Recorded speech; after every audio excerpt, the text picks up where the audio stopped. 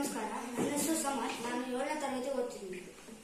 ನಂದು ನಂದು ನಂದು ಈ ನಂದು ಅನ್ನೋದು ಯಾವ ಮಟ್ಟಕ್ಕೆ ಬಂದಿದೆ ಅಂದ್ರೆ, ಮನೆ ನಂದು, ಅಪ್ಪ ನಂದು, ಅಮ್ಮ ನಂದು ಅಂತ ಹೇಳ್ತಾ ಕಾಡು ನಂದು ಅನ್ನೋ ಮಟ್ಟಕ್ಕೆ ಬಂದಿದೆ ಕಣ್ರಿ. ಪರಿಸರ ಉಳಿಸ್ತೀವಿ ಬೆಳೆಸ್ತೀವಿ, ಉಳಿಸ್ತೀವಿ ಬೆಳೆಸ್ತೀವಿ ಅಂತ ಬಾಯಿ ಬೆಳ್ಕೋತೀವಿ. ಆದ್ರೆ ಪರಿಸರನ ನಾವು ಉಳಿಸ್ತಿಲ್ಲ ಕಣ್ರಿ. ಪರಿಸರನೇ ನಮ್ಮನ್ನು ಉಳಿಸ್ತಾ ಇದೆ. ಅಷ್ಟಕ್ಕೂ ಪರಿಸರದ ಬಗ್ಗೆ ಏನ್ ಗೊತ್ತು? ಪರಿಸರದಲ್ಲಿ ಕೆಲವೊಂದು ಪಕ್ಷಿಗಳು ಹುಳಗಳನ್ನು ಮಾತ್ರ ತಿನ್ನುತ್ತೆ. ಅವುಗಳಿಗೆ ಇನ್ಸೆಕ್ಟಿವರಸ್ ಬರ್ಡ್ಸ್ ಅಂತ ಕರಿತೀವಿ. ಇನ್ನೂ ಕೆಲವು ಪಕ್ಷಿಗಳು ಹಣ್ಣುಗಳನ್ನು ಮಾತ್ರ ತಿನ್ನುತ್ತೆ. ಅವುಗಳಿಗೆ ಫ್ರೂಟಿವರಸ್ ಬರ್ಡ್ಸ್ ಅಂತ ಕರಿತೀವಿ. ಒಂದ್ ಮರದಲ್ಲಿ ಲಕ್ಷಾಂತರ ಪಕ್ಷಿಗಳು ಹೋಗುತ್ತೆ ಬರುತ್ತೆ, ಹೋಗುತ್ತೆ ಬರುತ್ತೆ. ಅಲ್ಲಿ ಯಾವ ತರ ಟ್ರಾಫಿಕ್ ಜಾಮ್ ಆಗೋದು ನೋಡಿದಿರಾ? ಒಂದ್ ಹಣ್ಣನ್ನ ಒಂದ್ ಪಕ್ಷಿ ಬೇರೆ ಬೇರೆ ಪಕ್ಷಿಗಳ ಜೊತೆ ಹಂಚ್ಕೊಂಡು ತಿನ್ನುತ್ತೆ. ಯಾವತ್ತಾದ್ರೂ ಜಗಳ ಆಡೋದು ನೋಡಿದಿರಾ? ಇಲ್ಲ. ಕಾಡಲ್ಲಿ ಯಾವುದೆಲ್ಲ ಇಲ್ಲ, ಕೋರ್ಟ್ ಇಲ್ಲ, ಕಚೇರಿ ಇಲ್ಲ, ಸಿಎಂ ಇಲ್ಲ, PM ಇಲ್ಲ, ಏನೂ ಇಲ್ಲ. ಆದ್ರೆ ಈ ಕಾಡಂದ್ರೆ ಚೆನ್ನಾಗಿದೆಯಲ್ಲ.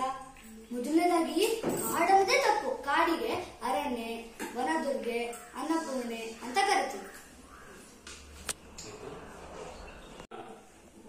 ಎಲ್ಲ ವಿದ್ಯಾರ್ಥಿಗಳೇ,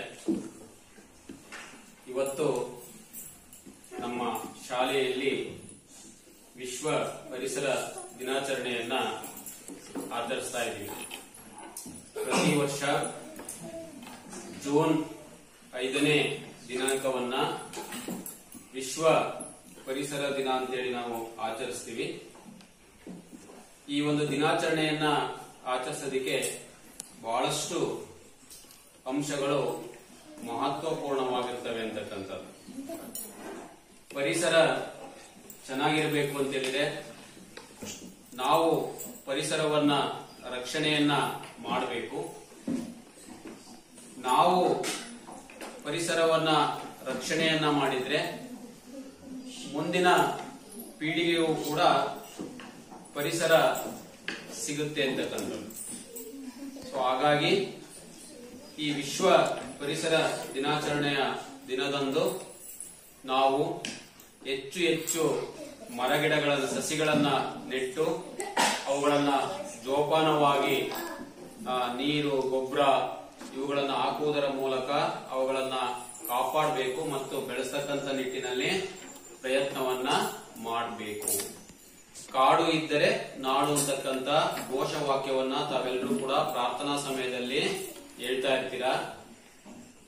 ನಿಜವಾಗ್ಲೂ ಕೂಡ ಇವತ್ತು ಕಾಡಿನ ಪ್ರಮಾಣ ಕಡಿಮೆ ಆಗಿದೆ. ಕಾಡಿನಲ್ಲಿರ್ತಕ್ಕಂಥ ವನ ಸಂಪತ್ತು, ಸಸ್ಯ ಸಂಪತ್ತು ಬಹಳಷ್ಟು ಕಡಿಮೆ ಆಗಿದೆ. ಅದಕ್ಕೆ ಕಾರಣ ಮನುಷ್ಯ ಅಂತ ಹೇಳಿದ್ರೆ ತಪ್ಪಾಗ್ಲಿಕ್ಕೆ ಇಲ್ಲ ಅಂತಕ್ಕಂಥದ್ದು. ಮನುಷ್ಯನೇ ಕಾರಣ. ಮನುಷ್ಯನ ಅತಿಯಾದ ಆಸೆ ಇವತ್ತು ಕಾಡಿನ ನಾಶಕ್ಕೆ ಕಾರಣ ಆಗಿದೆ. ಹಾಗಾಗಿ ಅದರ ಪ್ರತಿಫಲವನ್ನ ಏನ್ ಮಾಡ್ತಾ ಇದ್ದಾನೆ ಮನುಷ್ಯ ಅನುಭವಿಸ್ತಾ ಇದ್ದಾನೆ. ಕಾಡು ಇದ್ರೆ ನಾಡು ಅಂತ ಹೇಳಿದ್ರೆ ನಾವು ಕಾಡನ್ನ ಬೆಳೆಸಬೇಕು ಅಂತ ಹೇಳಿದ್ರೆ ಆ ಸಸ್ಯಗಳನ್ನ ಹೆಚ್ಚು ಹೆಚ್ಚು ನೆಡಬೇಕು. ಮರಗಿಡಗಳನ್ನ ಕಡಿಯೋದಕ್ಕೆ ಹೋಗ್ಬಾರ್ದು. ಮತ್ತೆ ಜೊತೆಗೆ ಮನೆಗೊಂದು ಮರ, ಊರಿಗೊಂದು ವನ ಅಂತಕ್ಕಂಥ ಘೋಷವಾಕ್ಯ ಇದೆ.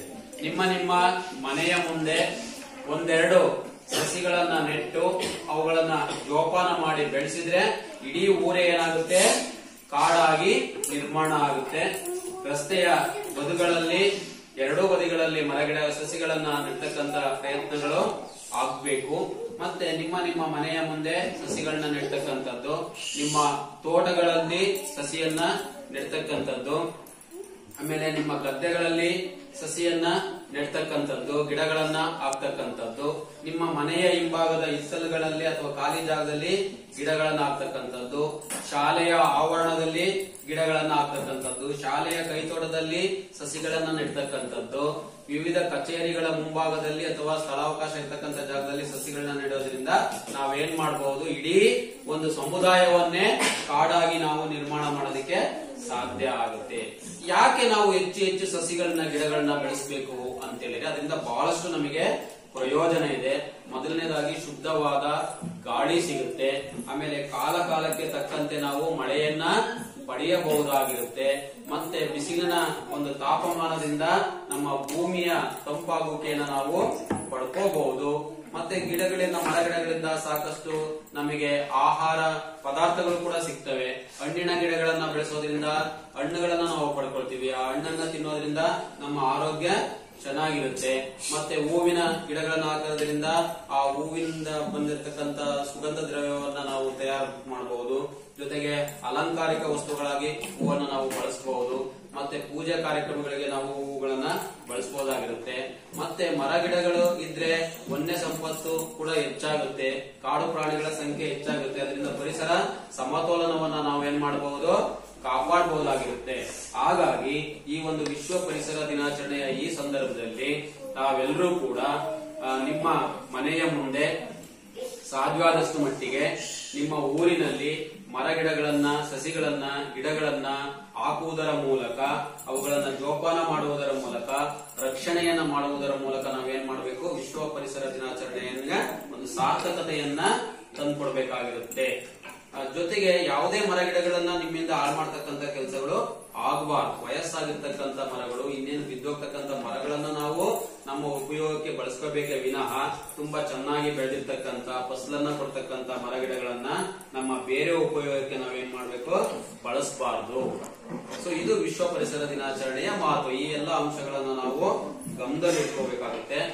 ಮತ್ತೆ ಶಾಲೆಯ ಮುಂಭಾಗದಲ್ಲೂ ಕೂಡ ನಾವು ಒಂದು ಹೂವಿನ ಗಿಡಗಳನ್ನ ಮತ್ತೆ ಹೆಚ್ಚು ಮರ ಗಿಡಗಳನ್ನ, ಸಸಿಗಳನ್ನ ಬೆಳೆಸ್ತಕ್ಕಂತ ಒಂದು ಪ್ರಯತ್ನವನ್ನ ಈ ಸಂದರ್ಭದಲ್ಲಿ ಮಾಡೋಣ ಅಂತಕ್ಕಂಥ ಮಾತುಗಳನ್ನ ಹೇಳ್ತಾ, ನಮ್ಮ ಶಾಲೆಯಲ್ಲಿ ವಿಶ್ವ ಪರಿಸರ ದಿನಾಚರಣೆಯನ್ನ ಒಂದು ಅರ್ಥಪೂರ್ಣವಾಗಿ ಸಸಿಗಳನ್ನ ನೆಡುವುದರ ಮೂಲಕ ಆಚರಿಸ್ತಾ ಇದ್ದೇವೆ.